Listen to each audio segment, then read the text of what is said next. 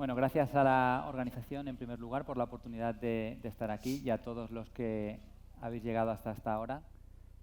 Hasta ahora, asistir es resistir, es una cuestión casi de principios.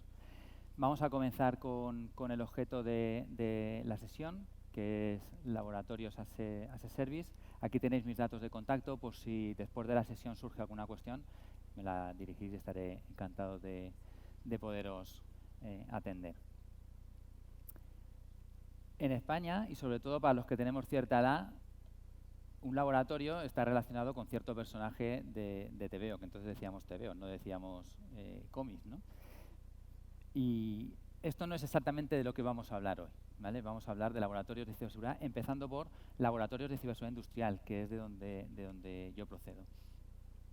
No hay en ningún sitio un manual que explique cómo construir un laboratorio, así que lo que he pensado es que voy a contaros cuál es el recorrido que hemos tenido en S2 desde que comenzamos a trabajar en esto en el año 2012. Y a lo largo de todo ese recorrido, pues vamos a ir viendo cuáles son las ideas fundamentales, en qué punto nos encontramos y cómo vemos lo que viene a continuación.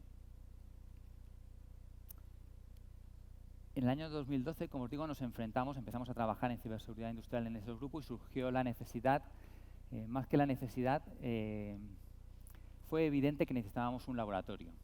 Yo soy ingeniero industrial, antes de trabajar en S2, trabajaba en ingeniería de construcción, entonces nosotros somos un ámbito profesional muy ligados a lo físico. Con lo cual, para nosotros, disponer de entornos físicos para trabajar era algo esencial. Me gustaría decir que teníamos una hoja de ruta clarísima en aquel entonces, pero lamentablemente no la teníamos. Lo que sí que teníamos eran dos ideas fundamentales muy claras. La primera de ellas es que necesitábamos una aproximación de sistema, es decir, teníamos que trabajar con equipos, pero no con dos PLCs puestos encima de una mesa con un protocolo de comunicaciones implementado entre ellos, sino que necesitábamos un sistema completo que reprodujese con la mayor fidelidad lo mismo que se estaba desplegando en ese momento y que se estaba operando en una infraestructura industrial. Y eso es lo que hicimos. Como veis aquí, lo gestionamos como si fuera un proyecto de ingeniería. Y eso es fundamental porque desde el principio, puesto que queríamos analizar la forma en la que se puede atacar a este tipo de sistemas y cuál es el impacto potencial sobre un proceso, necesitábamos que el sistema nos diera el juego suficiente para ello. Con lo cual, los casos de abuso potenciales sobre este sistema los diseñamos al mismo tiempo que hicimos la ingeniería para la construcción y la programación de las maniobras en el sistema. ¿Cuál es el otro principio fundamental? Que necesitamos procesos. Si nosotros queremos mostrar cuál es el impacto sobre un proceso físico, necesitamos un proceso, aunque ese proceso lo tengamos reproducido a escala, porque necesariamente en un laboratorio, aunque no siempre es así, no puede ser de otra manera. Y con eso construimos, sobre esa base, construimos este primer laboratorio. Recordemos que estamos en el año 2012, con lo cual estamos justo después de que se conociese y se analizase Stuxnet. Era un momento en el que la ciberseguridad industrial se encontraba todavía en un momento verdaderamente incipiente. ¿Qué capacidades conseguimos implementar gracias a este laboratorio? Pues capacidades, en primer lugar, capacidades de entrenamiento y de formación. O sea, lo que vimos enseguida es que a gente que trabajaba en la industria que no tenía ningún tipo de conciencia de este tipo de riesgos, como en mi caso, por ejemplo, o era mi caso en aquel entonces, ver es creer, y necesitábamos mostrar los impactos sobre un sistema, ¿vale? Eso fue una de las capacidades que implementamos gracias a este entorno y que hemos estado utilizando durante muchos años. El siguiente conjunto de capacidades fueron las de desarrollo y pruebas de tecnología sobre nuestro entorno. Y también, fundamentalmente, el desarrollo de capacidades ofensivas. Es decir, nosotros con este entorno evidenciamos e implementamos técnicas que permitían lanzar ataques contra un sistema de control industrial que acababan teniendo un impacto sobre un proceso físico. Y en muchos casos utilizando las propias funcionalidades del sistema.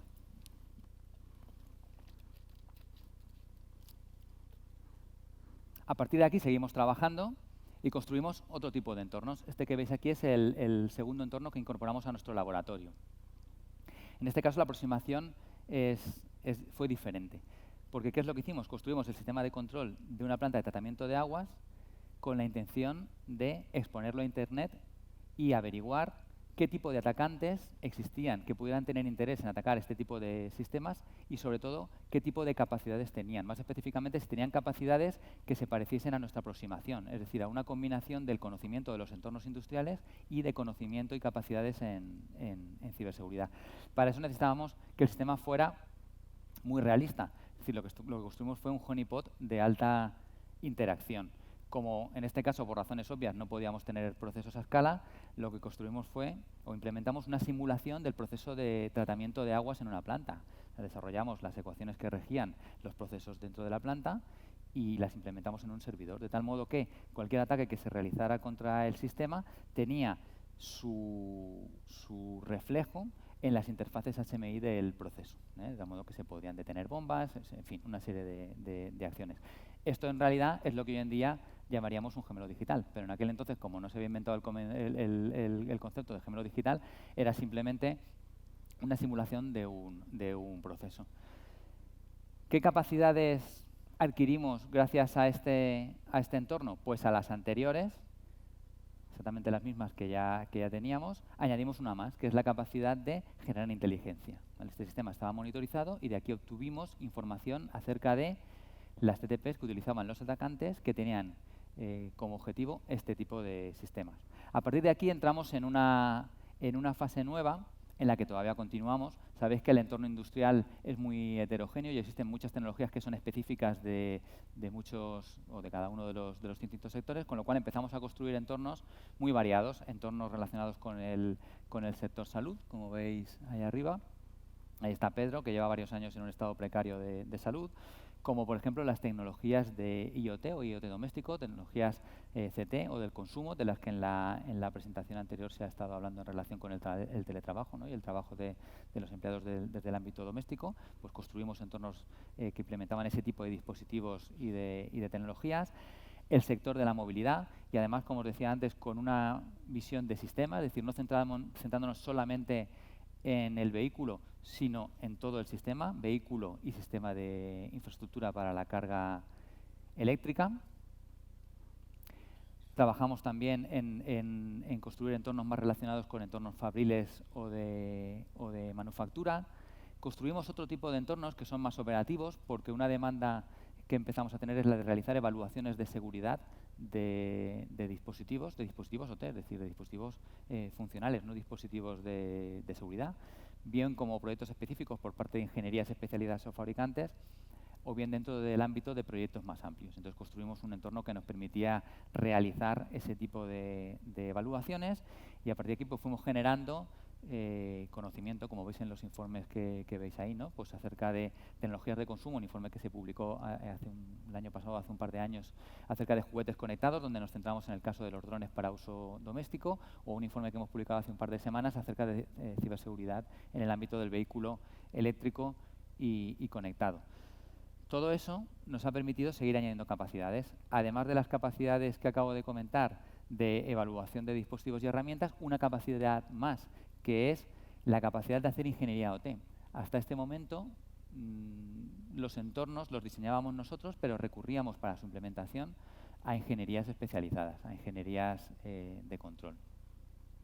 Eso tiene su parte buena, porque lo que te permite es ver cuáles son las prácticas que se están siguiendo en la realidad en la industria a la hora de, por ejemplo, configurar la seguridad de los dispositivos dentro de un sistema de control. Pero el hecho de que nosotros podamos construir nuestros propios entornos, además de darnos más flexibilidad, nos permite cambiar los entornos o desplegar dispositivos en particular o hacer cambios en las comunicaciones en función de nuestras necesidades, lo cual nos ha ido dando mucho más juego. Y además nos ha permitido hacer otra cosa, que es construir entornos no solamente para nosotros dentro de nuestro laboratorio, sino también para clientes nuestros. Es una cosa que llevamos haciendo unos años, que es construir entornos para clientes. Por ejemplo, como este que veis aquí, que es un entorno que está asociado a una acción de formación en un fabricante de automóviles, donde nosotros les hemos construido un entorno y hacemos una sesión con una parte teórica y una parte práctica que se realiza contra este entorno. O algo parecido, pero con un nivel de sofisticación mucho mayor, porque permite hacer formaciones también específicas acerca de configuración, por ejemplo, o uso de dispositivos de seguridad. o también incluso diseñar e implementar laboratorios de ciberseguridad completos, como el caso de Ziur en Guipúzcoa. Es un laboratorio de ciberseguridad de propósito general y que hay que diseñar con eso en mente, ¿vale? Que no es solamente hacer, digamos, el diseño de ciertos sistemas con elementos de control industrial implementados, o también la línea de trabajo que llevamos desde hace unos años con CSIR CV, implementando elementos para ir construyendo un laboratorio en los ámbitos sectoriales que son de interés para la Generalitat o para el sector industrial valenciano de forma general. Además, durante todo este tiempo se han ido produciendo cambios tecnológicos, y no solamente tecnológicos dentro del sector industrial.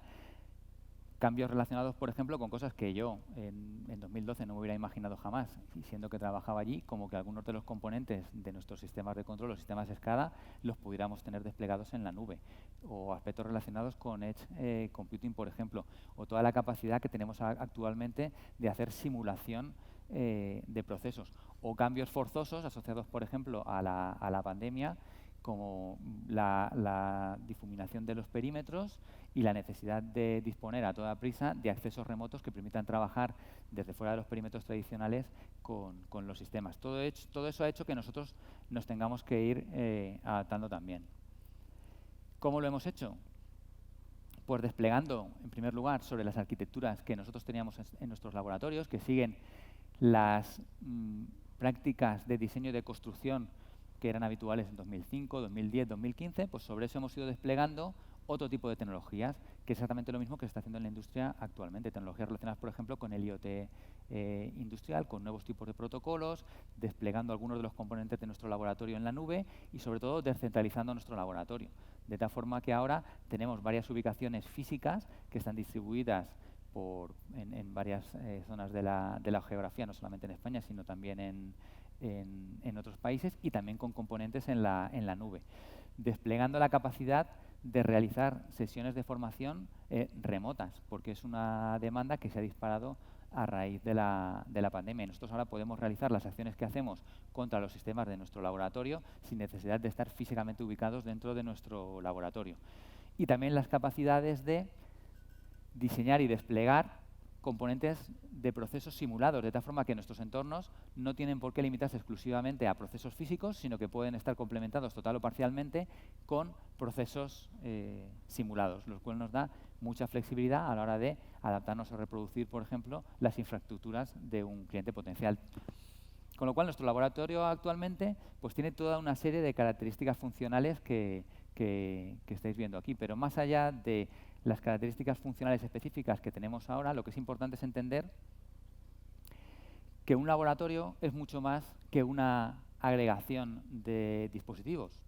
Naturalmente tenemos dispositivos, pero esos dispositivos están integrados en sistemas, y esos sistemas están diseñados y operados por personas que tienen una serie de conocimientos muy específicos y que trabajan con unas metodologías de diseño y de operación del laboratorio que hemos ido puliendo a lo largo del transcurso de los años. Y además tenemos todo un conjunto de infraestructuras auxiliares desplegadas en torno al laboratorio. Y por último, y lo más importante, ahora sí tenemos una visión o una hoja de ruta de hacia dónde queremos ir, porque nosotros tenemos que estar siempre, a ser posible, por delante de lo que se va a implementar en la iteración siguiente en la industria. ¿En qué punto nos encontramos ahora? En un punto en el cual estamos integrando todos los laboratorios de S2, laboratorios IT, laboratorios OT, y también los laboratorios que tenemos orientados a tecnologías de consumo del consumidor o CT. ¿Por qué? Porque eso es lo que nos encontramos en la realidad. En la realidad, en una compañía hay infraestructuras y hay servicios IT, hay servicios e infraestructuras OT, hay interdependencias entre unos y otros, y en algunos casos incluso puede haber riesgos asociados por ejemplo, como acabamos de ver en la ponencia anterior, a las conexiones remotas que hace un empleado desde su casa, un empleado mío o un tercero que está trabajando adentro del perímetro, que se conecta a una red doméstica o en cualquier caso a una red no controlada donde hay otro tipo de sistemas. Esto es una cosa en la que nosotros empezamos a investigar incluso antes de la pandemia y de que la necesidad de todo esto fuera evidente.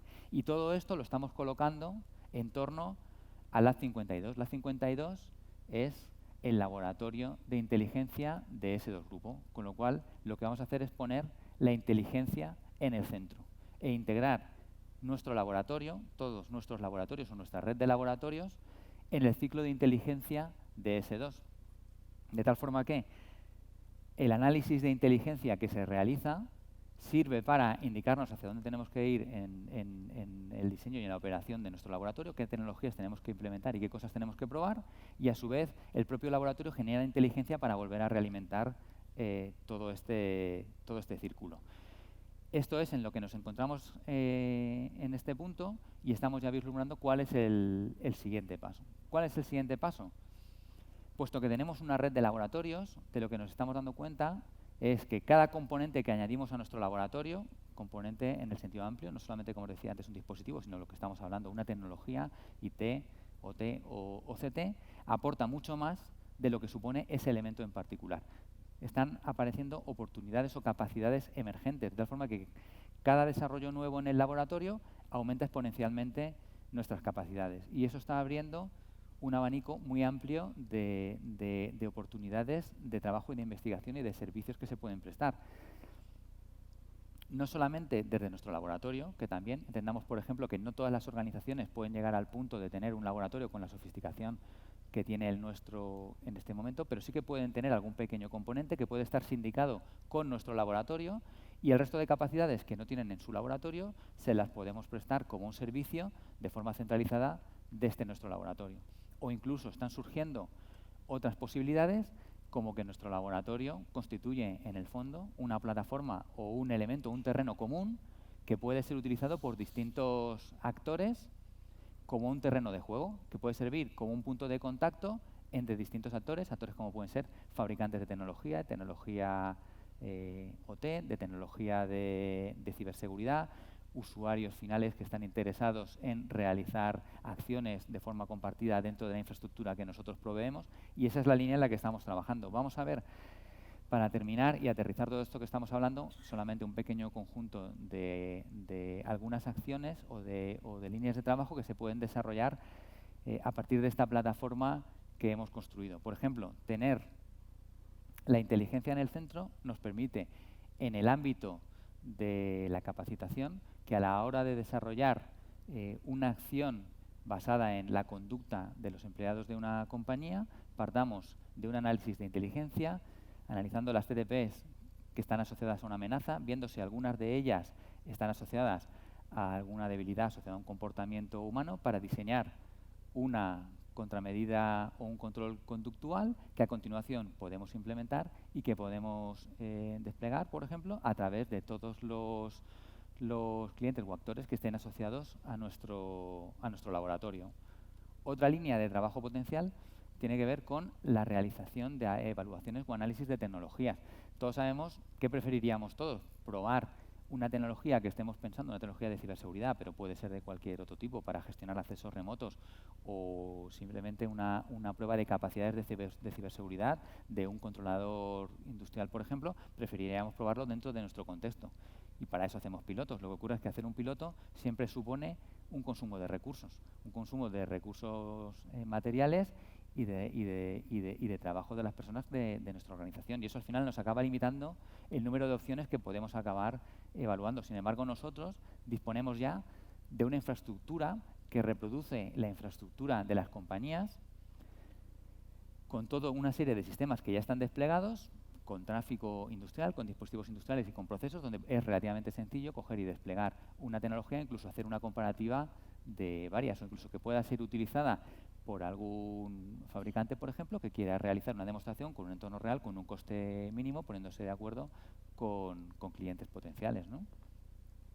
Y por último, otro caso es el de la generación de inteligencia y de análisis utilizando nuestro laboratorio. Nosotros dentro del laboratorio tenemos la capacidad, por ejemplo, de realizar, como hemos visto antes, análisis de inteligencia sobre dispositivos. Podemos liberar un malware dentro de un entrado controlado, podemos valorar o evaluar cuál es la respuesta de los controles de seguridad o de un control de seguridad específico cuando se enfrenta a una amenaza que hemos desplegado en un laboratorio, donde nosotros tenemos todos los elementos para poder analizar cómo se propaga y a qué elementos acaba afectando y de qué manera, sobre todo con un foco en el proceso, que es lo que a nosotros específicamente pues nos interesa, donde tenemos nuestro ámbito fundamental de actuación.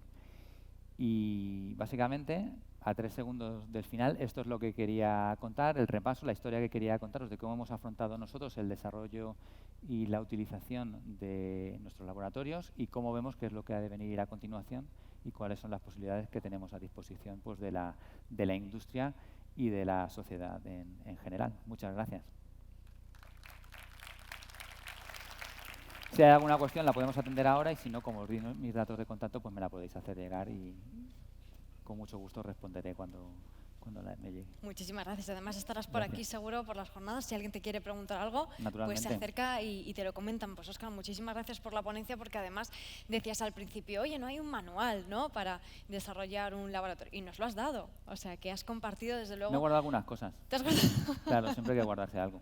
Siempre hay que guardarse algo para que vayan y os lo pregunten. Pero claro. Gracias de verdad por compartir esta experiencia porque desde luego conocer cómo lo habéis hecho vosotros es fundamental, que os habéis encontrado con muchos retos que no sabíais cómo hacerlo y ahora estáis ayudando a otros a que puedan hacerlo, pues por lo menos solucionando esos desafíos que otros se encontrarán, desde luego, ¿no? Eso es, esa es la intención. Pero estos, pues ya ahí habéis dejado desde luego ese pozo, así que muchísimas gracias por haber estado con nosotros. Gracias a ti. Un placer, de verdad, Óscar.